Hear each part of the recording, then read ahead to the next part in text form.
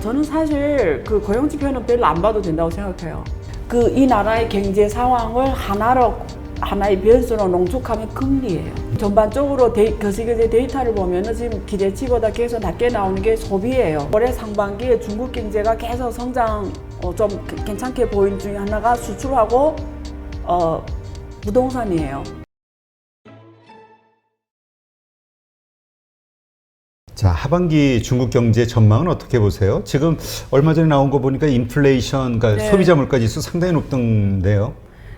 일단 두 가지 주작이 있는 것 같더라고요. 예를 봤을 때 그 뉴스나 이런 거 체크해 보면 하반기에 굉장히 좋아질 거다. 막 뭐 12%까지 하반기에서 전년도 뭐 한 9%까지 갈 거다. 이렇게 보는 사람들이 학자들이 있고요. 또 반대로 또 하반기에는 생각보다 경제가 지금 잘 안 가서 중국의 여러 가지 좀 이따 우리가 토론하겠지만 원인 때문에 하반기에는 작년에 비해서 별로 그렇게 우리가 기대한 것처럼 잘 가지 않을 확률. 왜냐면 저 유럽하고 미국 쪽에 회복이 될 수도 있으니까. 그렇지. 그래서 수출하고 이런 면에서 생각보다 이렇게 잘 안 돼서 그래서 좀 생각보다 덜 갈 거다 해서 전년 기준에서 뭐 한 7% 원래는 세계 경제 이런 데서 세계은행 이런 데서 전망한 거는 8% 이상이잖아요. 그러니까 몇 개 보는 사람은 9% 이상으로 봤잖아요. 그래서 좀 안 좋게 보는 사람은 한 뭐 6, 7% 이렇게 두 가지 오피니언이 있어요. 네. 근데 하여튼 뭐 12%까지 나올 정도로 네, 지금 맞아요. 뭔가 하반기에. 뛰어오르고 있는데, 근데 이제 문제는 인플레이션 수치. 이거 뭐 미국도 지금 같은 고민이잖아요. 그렇죠. 예, 네. 인플레이션하고 네. 그다음에 고용 네. 이 문제인데, 특히 중국은 고용 문제 심각하잖아요. 근데 중국은 지금 데이터적으로 봤을 때는 심각한 게 안 보여요. 왜냐면 그래요? CPI가 1.3%밖에 안 돼요.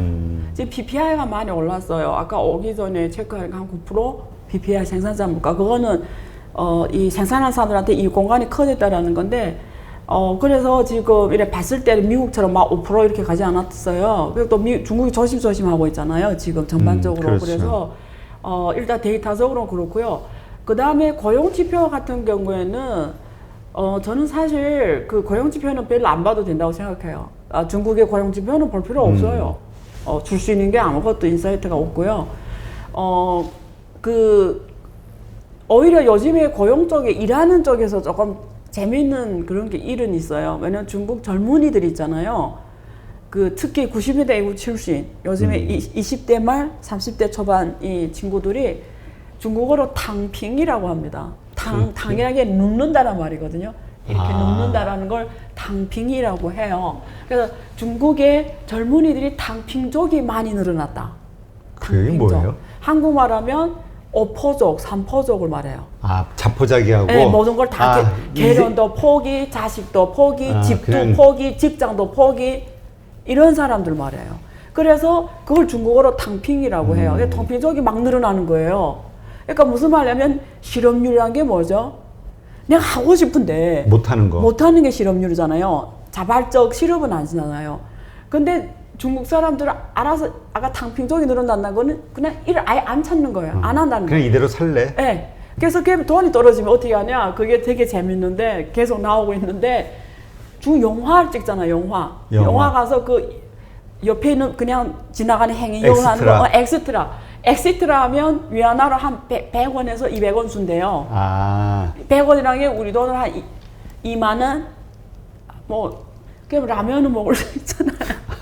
아니, 근데 지금 이게 세계적인 흐름인가 봐요. 왜냐면 일본도 네. 일본도 지금 들어보면은 갑자기 네. 아니 그렇게 살고 싶은 거 아니에요? 탕핑? 아니 이제 뭐가 들어간 것 같아. 네. 아니 일본도 보면은 정규직을 구하지 않고 돈 떨어지면 그냥 알바해가지고 또 생활비 벌고 편의점 같은 데서 일해서 알바해서 돈 벌고 맞습니다. 또 그거 가지고 쓰다가 맞습니다. 돈 떨어지면 또 일해서 맞아요. 그러니까 전 세계적으로 지금 탕핑족이 늘어나고 있어요. 근데 이게 흐름인 것 같아. 근데 어떻게 생각하세요? 탕핑족 하고 싶지 않으세요? 생각은 또 깊이 안 해봤는데 탕핑족이 되게 좋아 보이지 않아요?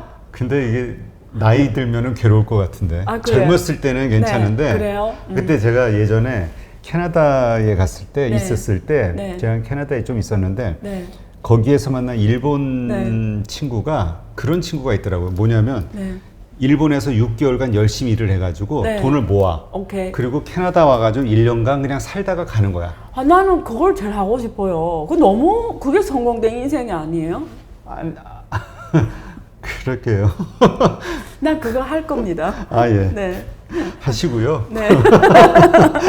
하시고 싶은 건 하셔야지. 또. 그래서 단핑적인 노래라서 중국 사회가 중국식 TV 있잖아요. 한국 그게 나라. 이게 네. 그 기성세대가 볼 때 얼마나 한심해 보이겠어요. 한심해 보이죠. 그래서 그 지금 중국식 TV에서 맨날 그거 비판하는 그게 내용이 나와요. 이렇게 하면 안 된다고. 왜냐면 중국 사람들 특징이 뭐죠? 원래 되게 부지런한 게 중국 사람 그렇죠. 특징이잖아요. 이 아무리 힘든 일이라도 다 하는 게 중국 사람 특징인데 당핑적이라니 중국인들이 당핑적한다. 이건 상상 불가능하니. 그러니까 이게 뭘 반영하냐면 그래서 실업률이나 이런 거 나는 크게 의미가 없는데 이게 되게 심각한 현상인 게 왜 단비적한다고 생각하세요? 일단 네. 꿈이 없기 때문에 희망 같은 게 없기 때문이 아닐까요? 그런 것도 있죠. 또 뭐 어떤 인들은 그렇게 근데 저는 이게 그 사회적 문제로 떠오를 수밖에 없는 게 아까 1% 대 99% 때문에 그래요. 아, 빈부의 격차. 네, 너무 크니까 이제는 아까 개천에서 용이 안 나온다고 그랬죠. 그러니까 이제는 노력할 희망이 없어.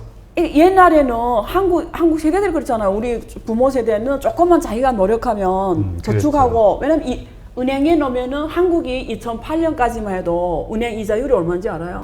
한 7, 8% 됐던 것 같은데. 내가 알려줬나? 알려줬던 것 같아요. 2008년까지 8%였어요. 네. 근데 지금 아무리 투자해서 8%로 수익률 만들 수 있어요? 안 되죠. 근데 그냥 은행에 넣으면 8%를 줘요. 이런 무슨 말이냐면 내가 노동 수익을 그치. 월급을 덜 쓰고 은행에 넣으면 그게 자산 소득으로 올라서 웬간하게 시간이 지나면 집을 다 산다라는 거예요. 그렇죠. 그럼 집만 있으면 먹는 거는 사실 돈이 얼마 안 들잖아요. 그러면 이게 내 중산층으로 확 올라가는 거예요. 근데 한국도 그렇고 중국도 그렇고 일본은 옛날부터 그래요. 그러니까 무슨 말이냐면 일본이 그 부동산 버블이 터지면서 그런 거예요. 그렇지. 그러니까 중국이 지금 그런 거예요. 부동산이 고행진하다 보니까 월급이 난 깜짝 놀랐잖아요. 왜요? 제가 마사지를 좋아해요. 마사지를 잘 네. 받거든요. 이렇게 스트레스 받으니까 마사지로 풀거든요. 근데 중국은 마사지 얼마씩 하는지 알아요? 한국은 내가 이런 마사지를 받으려면 5만 원 이상 줘야 되잖아요. 중국은 집 쌀 때는 10,000원이면 돼요. 쌀 때는 조금 비싸봤자 100원이에요. 큰 도시 심천이나 뭐 상해 북경 가면 네. 100원. 2만 원이면 2만 돼요. 원. 근데 그 월세 이 사람들이 농민공기사 올라가잖아요. 월세 있잖아요. 그 이런 지위 월세 그냥 같이 사는 것도 내가 2,000원씩 2,000위안씩 부담해야 돼요. 같이 혼자 아니고 아, 여럿이 같이 사는데. 같이 사는데도 한 2,000위안씩 부담해야 돼요. 예? 아주 싸게 쳐 1,000위안을 칩시다. 근데 이거 마사지로 지금 그 100위안이라고 그것도 잘 받아서 그러니까 이 사람들이 어떻게 하냐 아무리 해도 안 되지. 그러니까 이 생활을 벗어나기가 어려운 거지. 이게 이게 자산 가격이 특히 부동산 우리가 인생에 제일 중요한 부동산 상승 속도가 나의 노동 소득을 내 소득 소득이 못 따라가는 거예요. 그러니까 내가 아무리 해도 안 되는 그럼 어떻게 하죠? 포기를 하는 거예요. 그럼 그런 상황에서 난 그게 되게 좋은 것 같아요. 마음 편하게 있다가 굶지 않을 정도로 가서 엑스트라를 뛰다가 어차피 그렇게 한 인생 가는 거잖아요. 아니 근데 그게 나이 먹으면 힘들다니까. 왜요? 예? 할 일이 아니 없어서? 젊었을 때는 그렇게 써주는데 나이를 먹고 나면은 어디 60이 넘으면 65세가 70 넘으면 그거 주잖아요. 기본 생활서도. 뭐 하여튼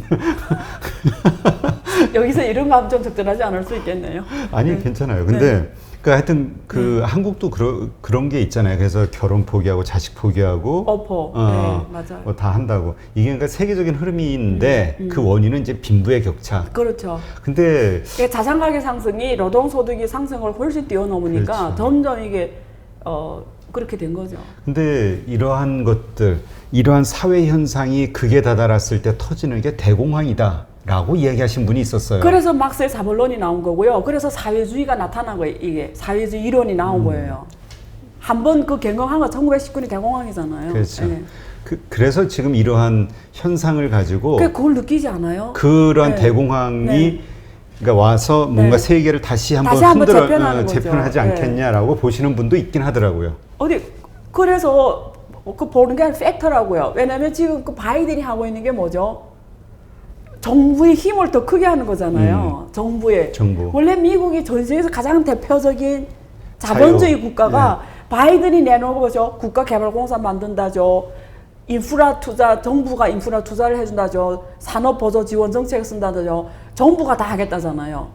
정부의 힘이 쫙 오고 있잖아요. 그게 사실 사회주의 개념이에요. 그렇죠. 의사결정은 민간이 맡기는 게 아니고 국가 의사결정으로 가는 게 사회주의예요. 근데 이제 이 가장 근간에는 이제 어마어마한 부채가 이제 걸리는 거잖아요. 그러니까 이게 이제는 가만 놔두면 1대 99% 때문에 자본주의 기회에 돌아가다가 딱 멈춰버리는 거죠. 근데 네. 지금 앞으로 이제 금리 인상이 된다 하더라도 뭐 연준의 어떤 그 점도표라든가 이런 거 보면 최대한 뭐 해봐 2.5% 정도 이렇게 네. 보잖아요. 네. 그러니까 이러한 것은 결국 저금리잖아. 네. 그러니까 계속해서 이 저금리 상황이 간다는 거는 지금의 상황이 계속 유지가 될 수 있다. 또 네. 이런 생각하시는 분도 있던데요. 그 금리라는 거는 제가 여기서 경제학 강의는 하지 않을게요. 금리는 그러니까 경제학은 금리 하나로 풀 수가 있어요. 나보고 그것이 경제학 강의라면 금리 하나로 한 학기 할 수 있어요. 그 정도로 금리가 중요해요. 금리라는 거는 경제학의 농축된 거예요. 금리가 이 나라의 경제 있잖아요. 이 나라의 경제 지금 상황이 우리가 사람이 아프면 어디에 뭔가 나타나잖아요. 그거 똑같아요. 이 나라의 경제 상황을 하나의 변수로 농축하면 금리예요. 금리. 그래서 금리 움직임이 제일 중요한 거고요. 거시경제 읽으면서. 근데 금리가 왜 이렇게 낮을 수밖에 없을 것 같아요? 금리가? 네. 금리가 낮다라면 무슨 말이냐면 새로운 우리 이렇게 경제가 발전을 하려면 새로운 성장 엔진이 계속 만들어져야 되는 거예요. 그렇죠. 원래 생산력은 도태가 되고 거기서 난 자본들이 이렇게 성장하는 산업에 투입이 되면서 이렇게 가다 보면 금리가 자연적으로 올라가게 돼 있어요. 투자가 되니까. 근데 금리가 이렇게 계속 저기 조각처럼 값이 없다는 건 뭐죠? 투자할 곳이 없다는 말이에요. 사람들이 안 투자한다라는 거예요. 새로운 성장 어떤 못 본 거죠. 모멘텀이 없다는 네, 거죠. 모멘텀 없으니까 투자하는 사람 투자를 해야 되는데 투자를 안 하는 거죠. 그러니까 하는 짓이 뭐예요? 주식 투자하는 거죠. 불로소득 있잖아요. 왜냐면 이게 그냥 상상 활동에 땅도 사고 기계도 사고 이렇게 해서 물건을 만들어서 팔아야 되는데 이런 생산 활동은 안 하고 그러니까 여기 온 거죠. 여기. 그러니까 자산 가격만 계속 올라가는 거죠. 이 새로운 이 경제를 이끌어가는 성장 투자를 안 하니까 금리가 계속 제로인 거예요. 그렇군요. 네. 그러니까 이게 보니까 이게 뭐 전 세계적인 흐름인 것 같아요. 아까 탕핑 그거하고 연계돼서. 지금 어떻습니까? 그럼 중국의 지금 소비 상황은 어때요? 지금 그때 보복적 소비 그때 뭐 확 보였다 여행이라든가 뭐 극장 가는 숫자들이 확 늘어나면서 이런 얘기가 있었잖아요. 네. 지금 데이터로 봤을 때는 기대치 이하예요. 이번에 단오설이 있었잖아요. 네. 단오설에도 되게 기대를 했는데 2019년에 비해서 사실 소비 규모가 확 떨어졌고요. 그리고 사실 지금 전반적으로 거시기재 데이터를 보면은 지금 기대치보다 계속 낮게 나오는 게 소비예요. 그러니까 중국이 지금 쌍순환이라 해서 국내 소비에 의존해서 경제가 가야 되잖아요. 미국이 지금 이렇게 제어할까. 그러니까 작년만 하고 올해 상반기에 중국 경제가 계속 성장 좀 괜찮게 보인 중에 하나가 수출하고 부동산이에요.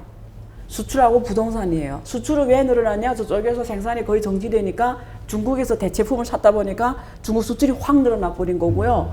그 다음에 투자라는 게 우리가 고정 투자를 주로 말하잖아요. 그 중에서 중국은 그 부동산 투자, 유일하게 늘어난 게 부동산 투자예요. 아까 말한 이런 생산성 투자는 전혀 오히려 그거 마이너스예요, 계속. 그래서 부동산 투자인데 하반기 경제가 어떻게 가냐면 생산성 투자가 늘어나냐 안 늘어나냐 봐야 돼요. 그러니까 이게 부동산 투자로 간다는 건 그만큼 펀더멘털이 약해지는 거잖아요. 점점 더 약해지는 거죠. 왜냐면 중국의 지금 GDP 규모가 지금 100위안 좀 넘거든요. 100위안 좀 넘는데 부동산 지금 가치가 얼마인지 알아요? 부동산 400조 위안이에요. 400조 위안. 그러니까 그런 말이 있잖아요. 혹시 들어보셨죠? 심천 도시 하나 부동산으로 미국의 절반을 산다고. 심천의 부동산으로 미국 절반을 사버릴 수가 있다고. 하긴 그 중국 옛날에 일본 버블 무너질 때 그런 말 나왔잖아요. 그때 그 일본 팔면은 미국 뭐 두 번 산다 그러고 막 이랬었지. 조금 많이 들어본 얘기 나오고 있죠. 근데 지금 중국도 이게 좀 차별화가 된다면서 심천 같은 경우는 상당히 많이 올랐는데 떨어진 곳도 있고 좀 차별화가 된다고 들은 것 같은데. 그래서 지금 이게 부동산이 왜 중국, 제가 항상 부동산 때문에 중국 경제가 긍정스럽다 하는 게 두 가지 원인이에요. 왜 부동산 투자가 많이 늘어나냐면 작년부터 지금도 계속 늘어나면 정부의 재정 수입이 주로 부동산에서 와요. 아, 그러니까, 세금. 네, 부동산 안 하고 싶은데 지금 코로나 때문에 돈을 더 많이 써야 되고 또 지금 종조가 요구하는 게 지금 여러 가지 정부 간섭의 정책 하려면 돈이 많아야 되는데 그렇죠. 생산성 투자노가 세금을 올리기에는 한계가 있잖아요. 지금 장사 다 못하고 있는데 그러면 재정 수입이 줄어들면 안 되니까 그래서 부동산을 계속 지방정부에서 할 수밖에 없는 거예요. 그래서 다 토지 양도세, 뭐 거래세, 부동산 이런 세 있잖아요. 그래서 부동산 투자를 계속해서 지금이라도 지금 버티고 있는 거고요. 그 다음에 두 번째는 한국하고 똑같아요. 정부에서 부동산 사지 말라는데 목숨 걸고 정말 영끌로 사요. 중국 사람들도.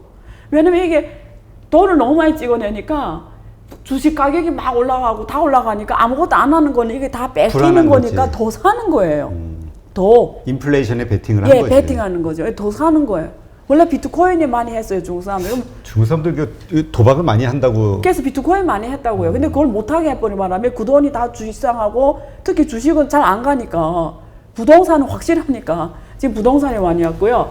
그래서 지금 그 상황에서 하반기 경제가 어떻게 가는가 하는 거는 수출하고 부동산 투자 상황인데 그래서 지금 중국 일부 도시에서 부동산 그러니까二手房 그러니까 이미二手房이라는 게 이미 있는 부동산을 매매하는 걸 말하거든요. 새로 분양한 거 말고 그걸 뭐래요 여기서는 이미 있는 부동산을 사고 파고 하는 거. 그거? 분양받는 거 말고. 그냥 거래 분양 말고요. 거래 중개 아니 거래 그러니까 그냥 새로 거래라고 아파트 하지. 말고 그걸 알소방이라고 해요. 예. 그게 지금 거기에다 대출을 정지해라 지금 그러거든요. 그래서 중국 사람 왜 소비가 그렇게 생각보다 안 좋은지 알아요? 부동산이 중국 사람들을 제가 늘 말하는 빵자했다고 그러거든요. 부동산이 중국 사람 이렇게 묶어놓은 거예요. 그래서 소비하고 싶으면 못 하는 거예요. 왜냐면 돈이 거기 몰린 데다 아까 또 말했잖아요. 부채가 몰려 있으니까. 네, 그래서 지금 이 사람들이 월 소득을 어디다 쓰는지를 봤단 말이에요. 월 소득. 월 소득이 5천 위안이에요. 월급이. 그러면 그 중에 한 3천은 이자를 내고 있는 거예요. 나머지 3천 가지고 그 중에 한 1,000원은 또 일상 소비 있잖아요. 전기세, 그렇죠. 핸드폰세, 이래 반드시 내야 되는 세 이런 게 있잖아요. 소비. 그게 한 1,000위안에 4천이 나가잖아요. 그게 나머지 2천이에요. 2천으로 먹고 뭐 친구들 만나고 어사고 뭐 이러려면 돈이 안 보이는 게 보이죠. 네. 그러니까 소비가 부동산이 중국 사람들이 이렇게 묶어 놓으니까 소비가 늘어 못 나게 중국은 소비 국가로 가려면 소비 주도로 흘러가면 해결될 게 부동산 경제입니다. 그 한국이랑 좀 비슷한 문제 같아요. 그 비슷하죠. 가계부채 때문에 네. 한국 가계부채가 지금 상당 부분이 근데 이것도 가계부채 상당수가 부동산 담보이기 때문에 다 부동산이에요. 네, 부동산 네. 문제. 1,200조 넘어갔지 1,400조인가 500조인가 아마 액수는 그럴걸요. 정확하지 않은데 그럴 정도 거예요. 네. 그러니까 우리가 이제 좀 헷갈렸던 게 뭐냐면 지난번에 이제 그 보복적 소비가 상당히 좀 뛰어나게 데이터가 나왔다 네. 이런 이제 이야기를 했었잖아요. 네. 근데 이게 보니까 일시적이었던 것 같아가지고 생각보다 이번에 그거는 버벅적 소비라고 한국 기자들이 표현해서 그렇지. 중국이 5월 1일 노동절 그때 원래? 예, 워낙 그때는 많은 사람들이 이동하는 가장 많은 기간이었잖아요. 근데 5월 1일 그것도 뭐 그렇게 생각하던 보복 소비는 아니었어요. 원래 되게 보복 소비라고 될 거 생각했지. 왜냐면 집에 갇혀 있었으니까 그동안. 그렇지. 근데 생각보다 그러니까 중국 단오 연휴 동안 소비 규모가 코로나19 이전 수준보다도 못 미쳤다. 지금 줄어들었다고 나오고 있죠. 25%가 줄었다. 25% 줄어들었다. 2019년에 비해서. 그렇죠. 그러니까 생각보다 확 더 튀어야 되는데. 원래는 더 튀어야죠. 사람들이 억제됐던 게 그러니까 그만큼 소비가 일단 이 사람 돈 안 쓰겠다는 게 있겠죠. 불안하니까. 그런 요인일까요? 그것도 있고 그리고 두 번째 부동산이 중국 사람을 소비를 못하게 하는 거죠. 네. 아니 뭐 어떤 심리적인 코로나 때문에 어떤 심리적인 요인은 그 두 개 다 있죠. 다 근데 있을까요? 근본적 원인은 부동산에 쓸 돈이 없다. 묶여 있다는 거죠. 네. 네. 일단 뭐 한국도 지금 보면은 뭐 그래서 화장품주들이 좀 살아났는데 그 중국에 대한 수출 기대감 이런 것들로. 근데 아모레퍼시픽 같은 경우는 뭐 좀 그렇고 뭐 설화수인가요? 그리고 휴 뭐 해가지고 LG 화학은 LG 생활건강은 LG 건강은 그거는 막 확 뜨고 주가도 그래서 이제 지금 중국의 소비 패턴이 어떻게 변하고 있는 건가 이런 게 좀 잠깐 궁금했었어요. 그러니까 화장품 산업별로 다 달라요. 그렇죠. 근데 제가 여기서 말씀드리면 화장품은 중국 사람들이 일반적으로 외국계를 더 인정하긴 해요. 그렇잖아요. 그 중에서도 일본, 아시아에서는 일본 거 제일 좋아해요. 저 서방 세계에서는 유럽 거 제일 인정하고요. 프랑스나 이런 데 거 제일 인정하고요. 근데 한국 화장품 업계 문제점 뭐냐면, 혁신이 중국 시장을 따라 못 가요. 중국 사람들이 다양한 수요에 빨리빨리 혁신해서 빨리빨리 의사결정해서 빨리빨리 맞춰서 가야 되는데 일단 그게 지금 부족해요. 그게 왜 그럴까요? 자기 고객을 몰라서 그래요. 중국 시장의 고객을 모른다는 거예요. 의사결정이 빠르지 않다라는 거죠. 두 번째는 고급 브랜드로 가야 되는데 옛날에 한국의 현대차가 중국 들어가서 한국에 팔다 남은 소나타를 한 것처럼 중국 시장에 맞는 고급 브랜드로 확 이렇게 태야 되는데 그냥 일반적 브랜드로 돼버린 거죠. 근데 중국에서 일본 화장품은 고급 브랜드로 가버렸어요. 근데 이게 한국 화장품 세컨 티어. 그럼 서드 티어는 중국 국산인데 얘네들이 점점 프랑스하고 합작하면서 기술이 올라오잖아요. 그렇죠. 기업은 거의 다 프랑스 기업하고 합작해요. 그러니까 얘네들이 세컨 티어로 들어오면서 밀리는 거죠. 옛날에 삼성의 스마트폰이 중국에서 밀린 이유가 그것 때문이에요. 시장이 확 변해 3G에서 4G로 갔는데 계속 3G를 판 거죠. 예를 들면 그런 식이고요. 예. 그러니까 우리가 중국 시장의 소비자들에 빨리빨리 대해서 변하는 걸 중국도 빨리빨리 변하나 보죠? 더 빨리 변하죠. 한국보다? 예.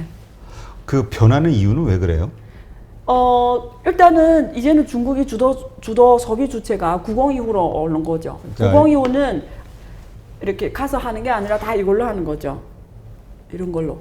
SNS로 그러니까 하는 정보가 거죠. 빨라지고. 네, SNS로 하는 거. 그러니까 그 SNS 힘이 어마어마한 거니까 거기서 정보 공유가 빨라지니까 빨리빨리 도는 거죠. 네. 하긴 그러겠네요.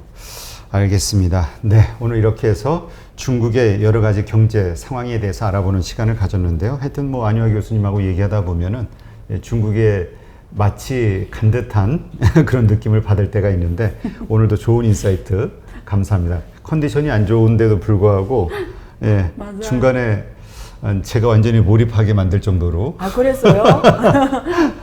네. 자, 오늘도 좋은 인사이트 감사합니다. 네, 감사합니다.